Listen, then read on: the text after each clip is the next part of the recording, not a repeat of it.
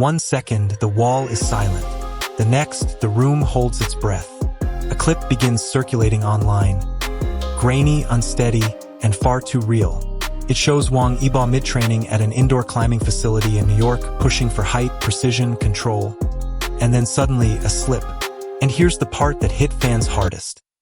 Reports across fan communities claim Xiao Zhan was among the first to hear about it, and that his reaction was so emotional it left people speechless. So what happened that night? Why did this moment feel bigger than just training? And why are so many people calling it a quiet reminder that even the strongest stars are still human? Welcome back to Star Watch Now. Let's unpack this carefully and respectfully.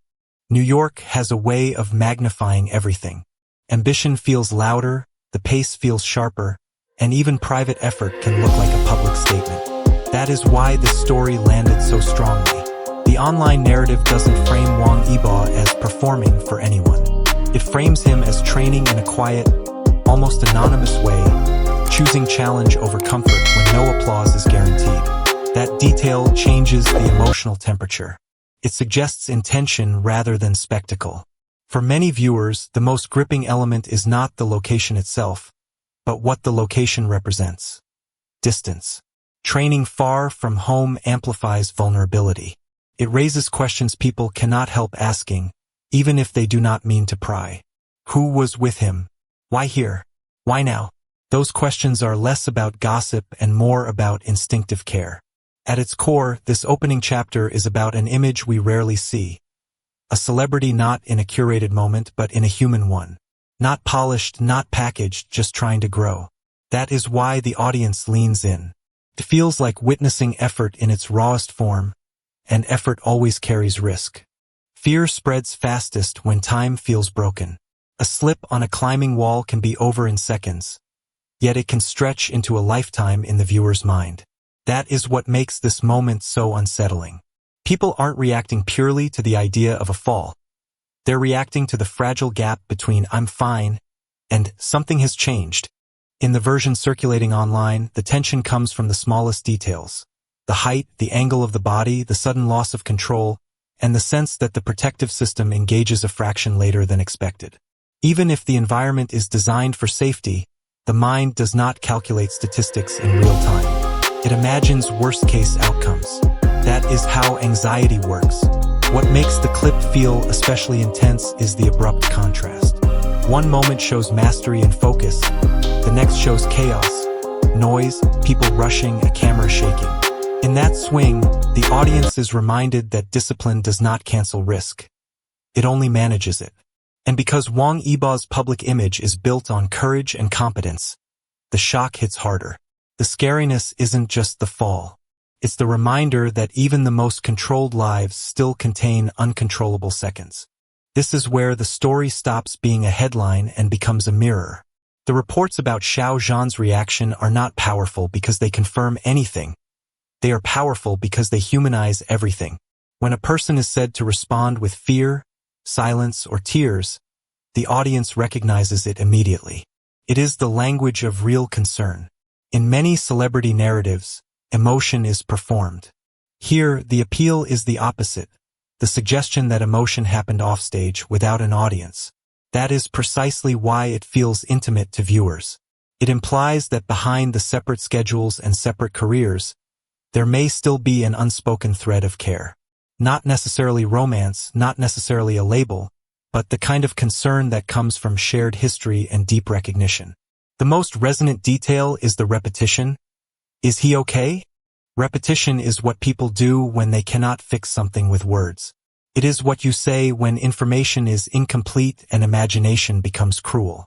For fans, this moment becomes emotionally central because it reframes the incident as relational.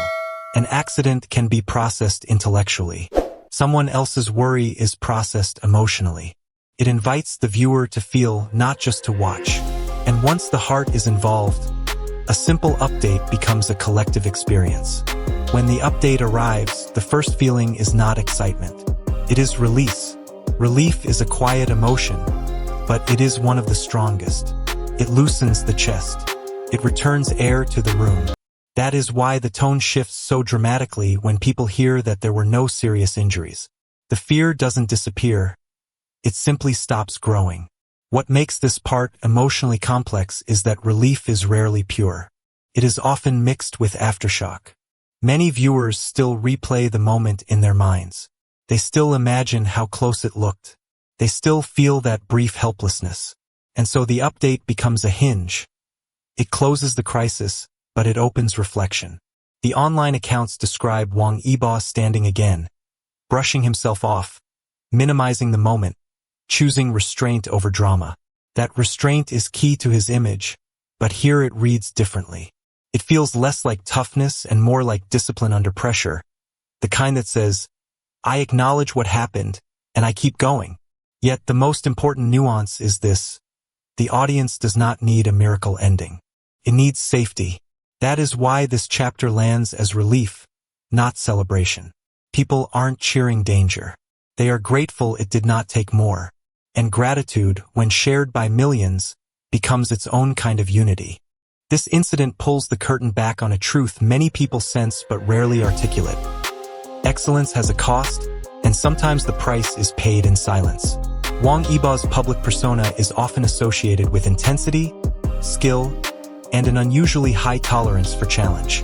That reputation inspires people, but it also creates an expectation that he will always be able to withstand more. The deeper story here is not about one fall. It is about the modern relationship between ambition and vulnerability. In celebrity culture, effort is celebrated, but rest is often misunderstood. Risk is admired, but caution is sometimes treated as weakness. This is how pressure becomes invisible. It doesn't need anyone to shout. It lives in the assumption that a person must always prove their strength again. That is why this clip resonates. It interrupts the myth. It reminds viewers that discipline is not the absence of pain. It is the ability to keep moving while managing pain responsibly. And it raises a gentler question. What does true strength look like in 2025?